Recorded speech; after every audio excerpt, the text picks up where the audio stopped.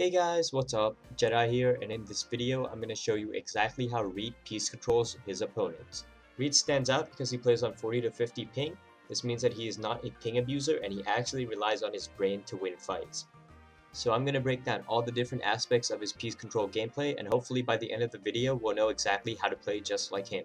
So the first thing Reet does that is really effective is that he takes control of the important pivot pieces in fights. Reet will rarely overbuild. In fact, his gameplay looks deceptively simple, but he does have a few really effective moves that I'm going to show to you guys right now.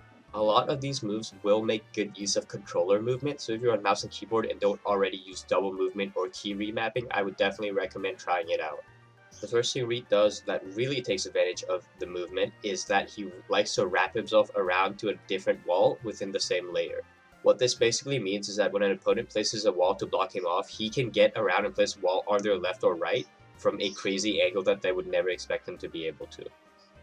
Additionally, he is also really good at taking walls to the left or right of the opponent's box, not within their actual already built 1x1, but to the side so that they cannot expand out if they lose piece control. The second thing Reet does that is actually built onto this and makes it even more effective is what I call an extended cone slide. Basically, when he's wrapping walls and placing them on either side of his opponent's box, he will go for a cone first, but he will extend the move by placing a cone in the tile next to him and then extending the cone into the next tile before switching to his wall bind.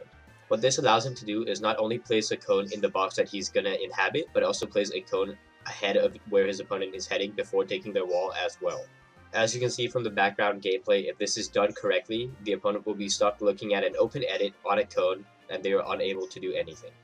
This insane movement-based technique allows Reet to piece control without ever having to switch layers. In fact, he will rarely switch layers unless it presents an opportunity for it. The last thing to note about this pivotal piece control technique is that Reet will almost always prioritize the super important piece control over actually getting shots on his opponent. The only time he will go for a shot over getting piece control and boxing his opponent in is when they are low or one shot. Reet's next big technique for getting piece control is forcing his opponents to make mistakes or to react. As you guys know, Reet is very often the aggressor in these fights and is always W-keying his opponents. I'll actually be making a video on exactly how Reet does this next week. Basically, what Reet will do is he will get his opponent to make a move such as a wall edit and then immediately go for a different wall and take it before his opponent can react. Because of the fact that his opponent is so focused on their next move, they won't have time to react when Reet actually goes for his. An easier way to explain this and to show really how effective this is the way Reet shoots at edited builds. This is actually a trick that I've mentioned before in previous videos, and I feel like players don't make good enough use of this, but basically, when somebody edits a build and it is freshly edited, the build will be super low on HP. This means that most often it is actually breakable with just one shotgun shot to the wall. So what Reet does is, for example, if his opponent goes for a peanut butter edit, he will simply shotgun the wall right as it edits, and then take it from them because they're obviously not holding the wall.